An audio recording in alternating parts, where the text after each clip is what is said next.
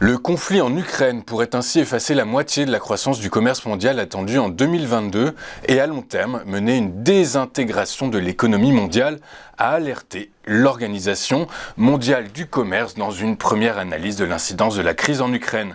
Selon cette première étude, la crise devrait amener la croissance du PIB mondial à un niveau compris entre 3,1 et 3,7% cette année, tandis que celle du commerce mondial devrait s'établir entre 2,4 et 3%. En octobre dernier, l'OMC tablait sur une hausse de 4,7%. Le conflit russo-ukrainien a non seulement créé une crise humanitaire d'une immense ampleur, mais a également fortement ébranlé l'économie mondiale.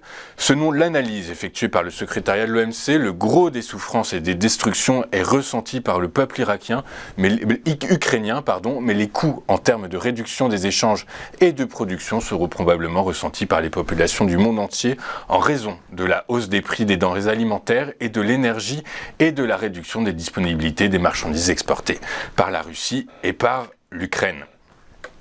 L'inflation s'est encore accélérée en mars aux États-Unis, atteignant son plus haut niveau depuis plus de 40 ans, en raison principalement des prix de l'essence qui ont bondi avec la guerre en Ukraine, poussant l'administration Biden à annoncer des mesures.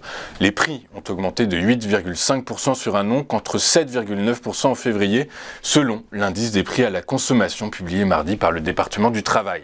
Le mois de mars est le premier à intégrer entièrement l'effet de la guerre en Ukraine, qui avait débuté dans les tout premiers jours du mois de février. Dernier jour du mois de février. Ainsi, sur un mois, l'inflation s'élève à 1,2% contre 0,8% en février. Les seuls prix de l'essence ont flambé de 18,3% par rapport au mois dernier et représentent plus de la moitié de l'inflation, venant s'ajouter aux pénuries de biens et de main-d'œuvre. La Banque de France a abaissé ce mardi sa prévision de croissance de l'économie française à 0,25% pour le premier trimestre contre 0,5% précédemment, conséquence des premières répercussions de la guerre en Ukraine, notamment sur l'industrie. Pour le mois d'avril, la Banque centrale souligne la situation de forte incertitude, notamment dans l'industrie, même si les entreprises s'attendent toujours à une légère croissance de leur activité. Les services resteraient bien orientés alors que les entreprises du bâtiment entrevoient une très légère baisse de leur activité. Toujours en France, les défaillances d'entreprises sont en hausse début 2022 par rapport à début 2021, où ce nombre était anormalement bas selon les chiffres publiés par le cabinet Altares. Avec 9 972 procédures collectives ouvertes depuis le début de l'année, les défaillances renouent peu à peu avec les niveaux d'avant-crise sanitaire.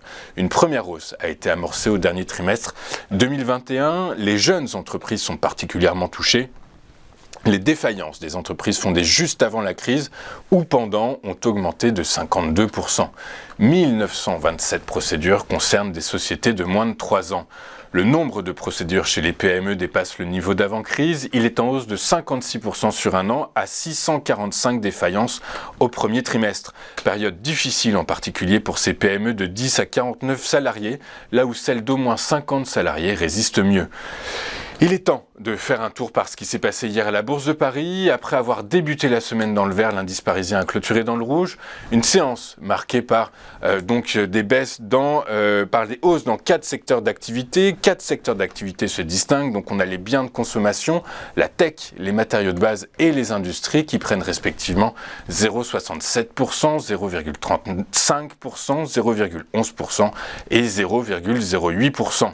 On notera les bonnes performances de Eramet, Vallourec et ArcelorMittal qui signent des hausses de 3,56%, 2,46% et 2,27%.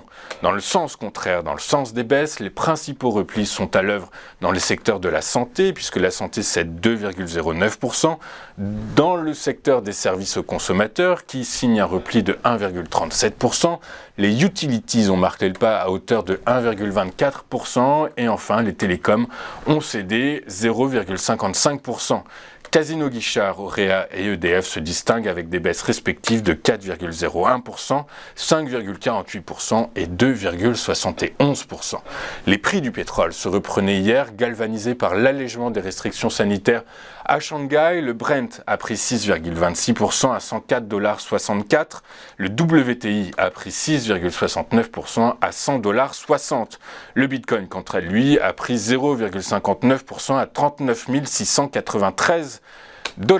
On marque une première pause et juste après, on se retrouve comme promis avec Eric Psevan qui va analyser pour nous les premiers échanges à la bourse de Francfort. A tout de suite sur Téléfinance.